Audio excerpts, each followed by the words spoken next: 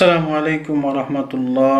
সম্মানিত প্রিয় বন্ধুগণ, আমাদের বাংলাদেশের রাজনীতি দলের নেতাদের যেইভাবে ক্ষমতা নিয়ে বা ক্ষমতার পদ নিয়ে যেইভাবে হিংসি মারামারি কাটাকাটি শুরু হয়েছে, শেষ পর্যন্ত এই বাংলাদেশটা কোথায় গিয়ে দাঁড়াবে তা একমাত্র আল্লাহই জানে।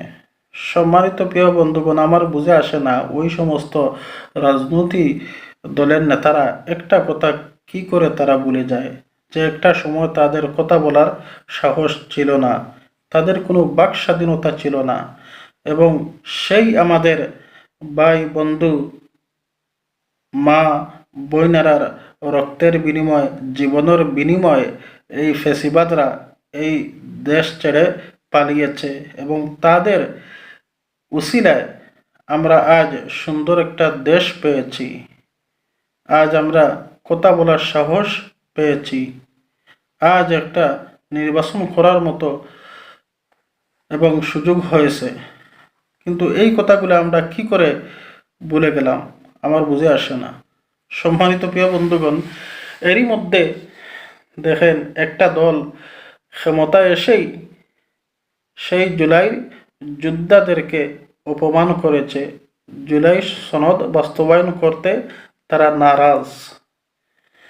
দেখেন, যাদের দ্বারা এই দেশ স্বাধীন হলো, এমনকি ফেসিবাদরা দেশ ছেড়ে পালিয়ে গেল, আমরা সুন্দর একটা নির্বাচন পেয়েছি, এমনকি সুন্দর একটা দেশ পেয়েছি, যাদের উসিলায় তাদের কি কোনো মূল্য নেই?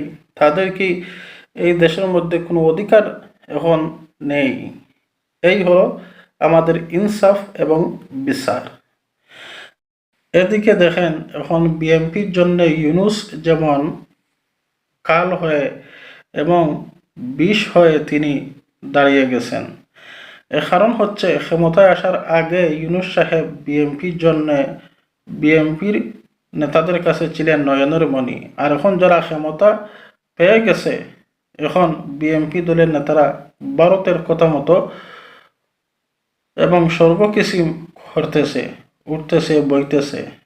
এখন ভারতের কথা মতো এই রাষ্ট্রপতিকে ক্ষমতায় বহাল রাখতেছে বিএনপি, আর ইউনূসকে এমনকি অপরাধী বানিয়ে কারাগারে আনার ফন্দি ফিকির করতেছে।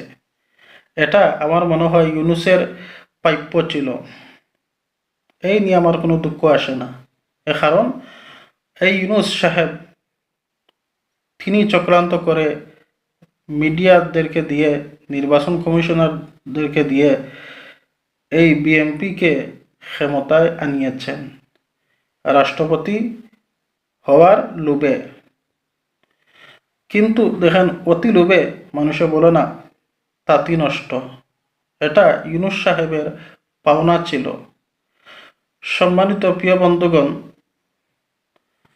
ভারতের হতায় এই বিএনপি উঠা বসা চলাফেরা করতেছে এবং জুলাই যোদ্ধাদেরকে অপমান করেছে, জুলাই সনদ বাস্তবায়ন করে নাই। ইনশাল্লাহ দেখবেন এই দেশের মধ্যে বিএনপি বেশদিন ক্ষমতায় টিকতে পারবে না। তাদের ধ্বংস অতি তাড়াতাড়ি আপনারা দেখতে পারবেন ইনশাল্লাহ। বাংলাদেশ ইনকিলাব জিন্দাবাদ।